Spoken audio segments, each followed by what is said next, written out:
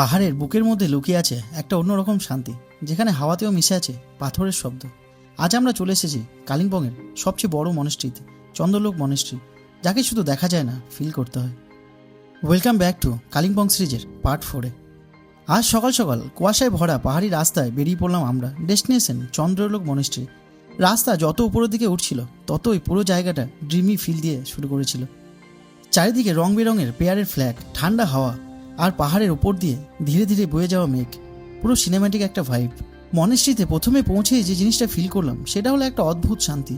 শহরের কোলাহল থেকে অনেক দূরে এখানে সময় যেন আস্তে আস্তে চলছে। এই মনেস্ট্রিটা কালিম্পংয়ের মধ্যে অনেক বড় একটা ফেমাস স্পিরিচুয়াল প্লেস।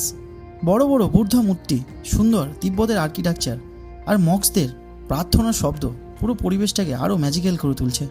পেয়ারের হুইলগুলো ঘোরাতে ঘোরাতে মনে হচ্ছিল যেন সব নেগেটিভ এনার্জি আস্তে আস্তে দূরে চলে যাচ্ছে। আর বন্ধু, অনেস্টলি ক্যামেরা দিয়ে হয়তো ভিউটা ক্যাপচার করা যায়, কিন্তু এখানকার ভাইব সেটা শুধু নিজের চোখে দেখে ফিল করতে হয়। মনেস্ট্রির ছোট ছোট ডিটেলসগুলো দারুণ সুন্দর। দেওয়ালের আর্টওয়ার্ক, রঙিন ডিজাইনের, পুরো জায়গার পিসফুল এনভায়রনমেন্ট তোমার মন একদম হালকা করে দেবে। তারপর মনেস্ট্রির সামনে বসে কিছুক্ষণ পাহাড়ের ভিউ এনজয় করলাম। মেঘের ফাঁকে ফাঁকে সূর্যের আলো যখন পড়ছিল, পুরো সিনটা যেন একটা মুভি শটের মতো লাগছিল। এই জায়গায় এসে বুঝলাম ট্রাভেল মানে শুধু নতুন কিছু জায়গা দেখা নয়, কিছু জায়গা আমাদের মনকেও শান্ত করে দেয়।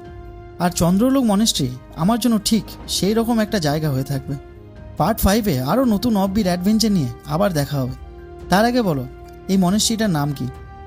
আর তুমি পাহাড়ের মধ্যে এমন পিসফুল জায়গায় কখনোই গেছো?